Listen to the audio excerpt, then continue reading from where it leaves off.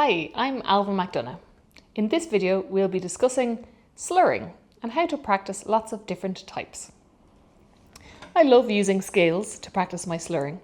Straight off a scale that I know very well, something like C major 2 octaves. So what do? Let's just start off practicing separate bows. So flowing arm, look at my elbow.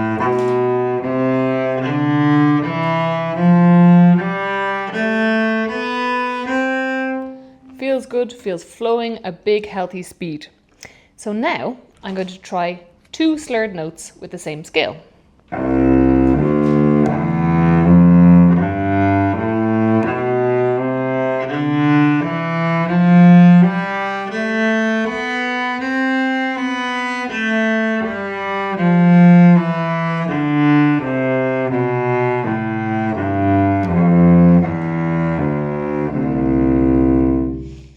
Something interesting to note here is that when the bow changes, the bow is in charge of the rhythm. When the left hand changes, when there's no bow change, then the left hand is in charge of the rhythm. So of course, both of these have to be synced on every 2 notes, but let's just zone in on this. Bow, left hand, bow and left hand, just left hand, bow, left hand, bow and left hand. So of course, every single time with a scale, the bow change and the left hand have to change exactly together. So it's a great way to practice exact coordination between both hands, also as well as slurring. Let's try 3 notes to 1 bow. So it now is much more about the left hand rhythmic action. So here we go. Bow, left hand, bow, left hand.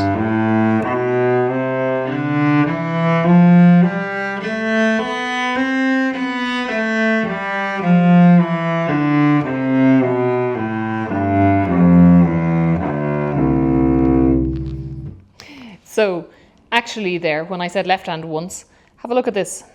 Bow, left hand, bow change, bow string crossing, left hand. So there was a sneaky little string crossing where there was no left hand. So actually it was the bow in control for 2 of the notes. Let's look one more time.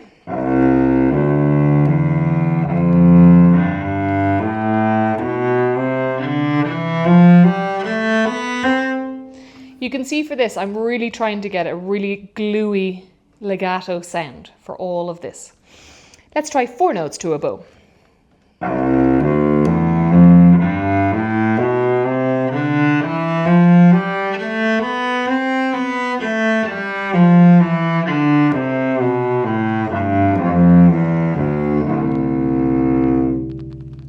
So you can see my contact point is not just on the fingerboard, it's a little closer, because the more notes you want to fit into a slurred bow, the closer you go to the bridge, and then that will naturally slow down the bow speed for you. Now of course it's slightly harder to manage the sound closer to the bridge, but it's really worth it because you don't have to think about slowing the bow down while you're trying to fit all these notes in. Okay, so we just did 4, let's try 5.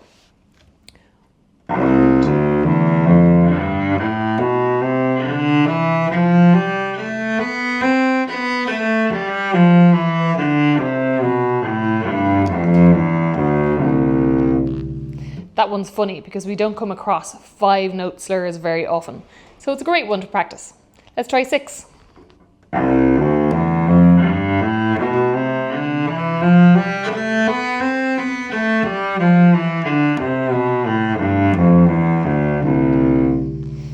Seven.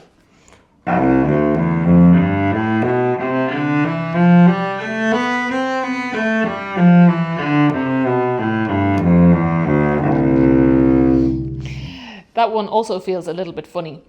In general, humans don't like playing uneven time signatures. I think it's because we have 2 feet and we march always to a rhythm. So anything that's slightly outside the usual metric rhythm feels a bit funny. So they're the great ones to practice in your slurring so that you get used to playing that type of rhythm. Let's try 8.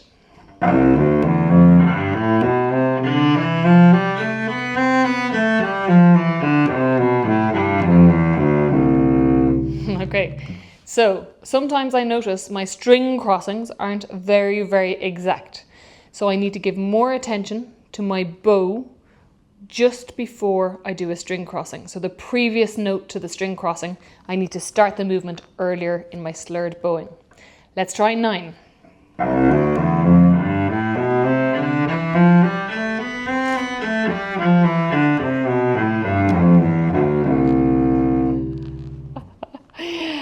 I think I did that one correctly.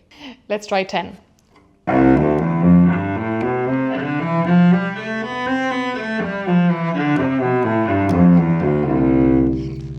At this point, I really have to concentrate. I have to count this time to 11.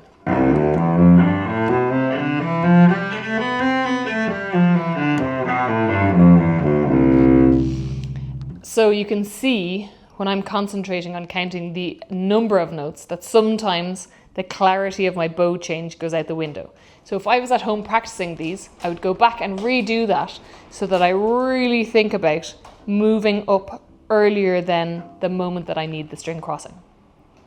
So keep going all the way up to as many notes that you can fit in the slur with a good quality sound. It's great practice, and then you'll never be surprised when you see repertoire with lots of slurred notes under one bow direction. Thank you for watching this video. If you have any questions or comments, please leave them below.